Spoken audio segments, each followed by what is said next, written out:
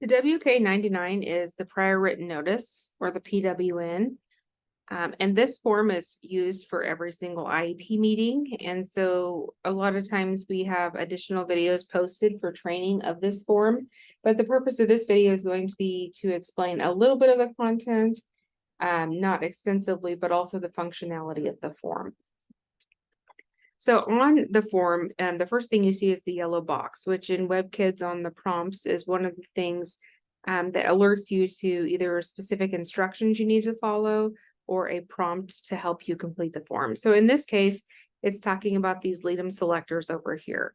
These were added because we had a lot of agencies who were forgetting to include contact number 2 or parent number 2 of families that were living at different addresses. And so it's a way for you to be able to include both parents and not forget them and have it automatically generate on your form.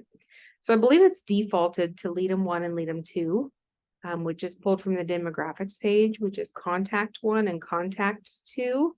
So once you make your selections, you can add LEADM 3 if there's another one, or you can add the student if you specifically want them listed on the PWN. Once you click save, it is going to take your selections and then it's going to complete those or fill them in here at the top of your form. So you can see contact 1 on the demographics page is Victor and Betsy, and contact 2 is looks like red beard crabs. So when you are looking at this, you may wonder, well, why is this address filled in for LEADM 1, but on LEADM 2 it's not completed? So there's one of two reasons that could happen. And the first reason would be on your contact screen on your demographics. Maybe you forgot to fill it in or you don't know what the address is.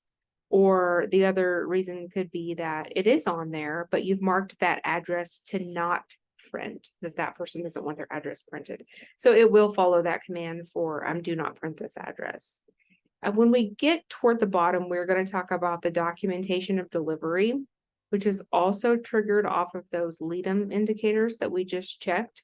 You can see that Victor and Betsy show up here as well as Redbeard. So we'll talk about the documentation of delivery here when we get to the bottom, which is also triggered off those same check boxes up here. So the date goes up here. This is the date that you are completing this form. This here is the date that you met to review the IEP or the evaluation. These check boxes can be filled out 1, 2, 3, 4, or a combination of any of those. In other videos that we have, we talk about how to complete those. But this form, for the most part, is going to be exactly the same as the form that KSDE has provided for an example. There may be a few differences simply for ease of use, but the content itself is going to be almost exactly the same. So it should look very familiar to anyone who has seen the form before. Again, here you can see yellow, which means they're either tips or something that you need to do. And in this case, it's just reminders about Section A and Section B when you fill it out for initial placements versus someone who's already been having an IEP prior to this. So this will not print. It's just for your own reminders. So we have Section A. This is no different than the basic form put out by KSDE. The difference is that we have a drop-down option where you can document the exceptionality. So autism, multiple disabilities, that's a primary exceptionality, and then secondary exceptionality. The only one that doesn't appear in this list is going to be the DD, because you can't have DD as a secondary exceptionality. You are able to make that selection here. And then all of these things have not changed. They're very much the same as the state example form.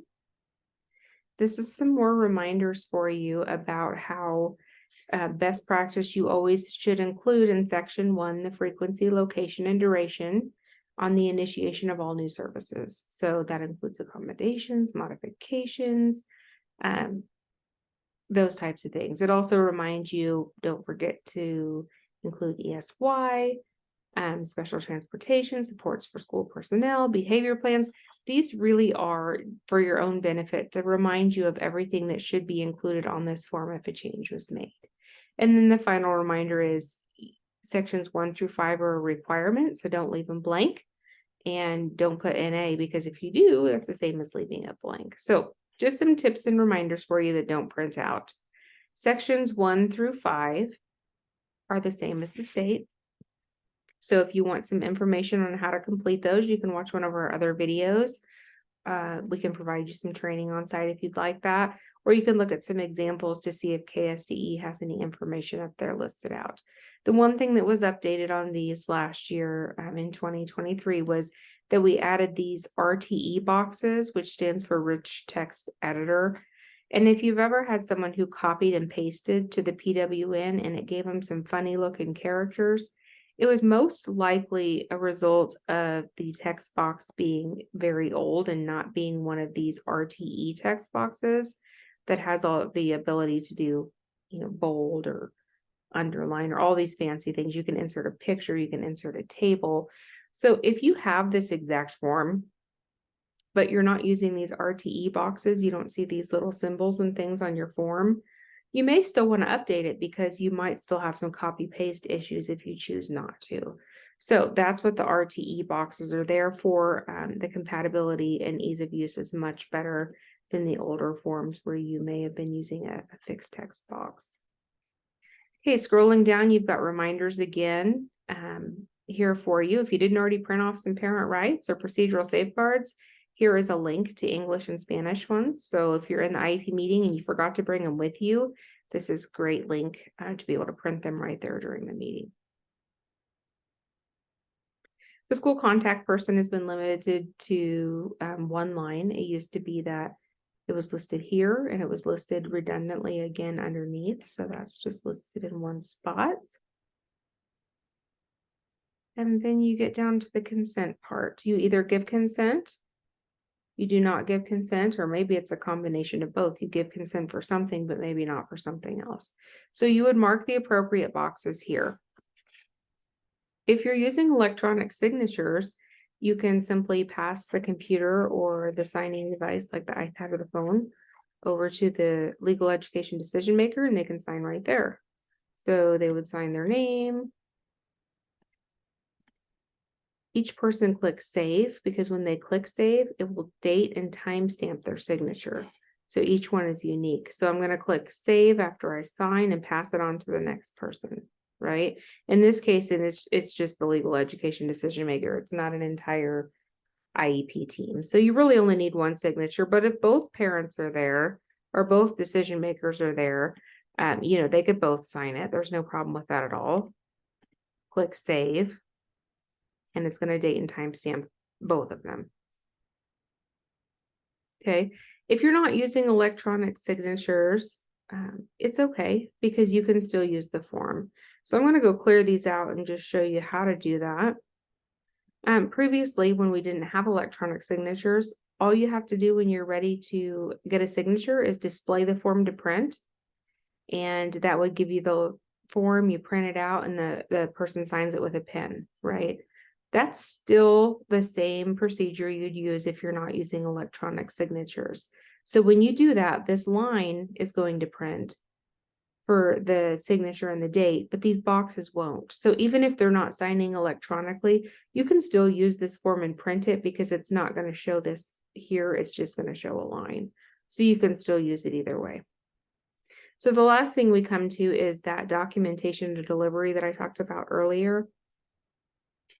The reason we have this here is so you don't have to go to another separate contact log and fill it out, or maybe you mean to do that, but you forget later to document it and it's not written down anywhere.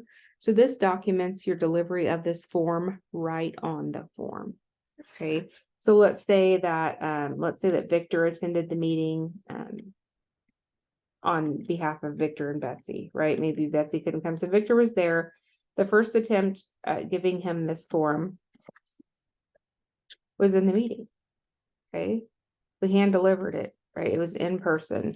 And let's say that happened, today. So he signed it and we're good to go. We don't need any other signatures or attempts because it's already been done. He was there in person. Let's say that Redbeard was not available to make it, but he's also a legal education decision maker. Although you wouldn't necessarily have to have his signature because you already have Victor's signature, you still are required to provide this to them. So you provide them that signed copy. So maybe, since he was not in attendance and maybe he didn't attend on Zoom or anything, maybe you just sent it by mail that same day before you went home from school. And that's the way you have it. Now, if neither one of them signed, of course, you'd do a second attempt and you document it here. But this is just a way for you to make unique documentation of delivery to where you're actually documenting what happened and you're not having to go to an outside contact log. Okay, so that is the WK-99 prior written notice, or PWN. If you have any questions about this form or you'd like additional training opportunities, feel free to reach out to us. You can email Brian or Amber. It's amber@webkids.org or brian@webkids.org. So thank you. We hope it was helpful and have a great day.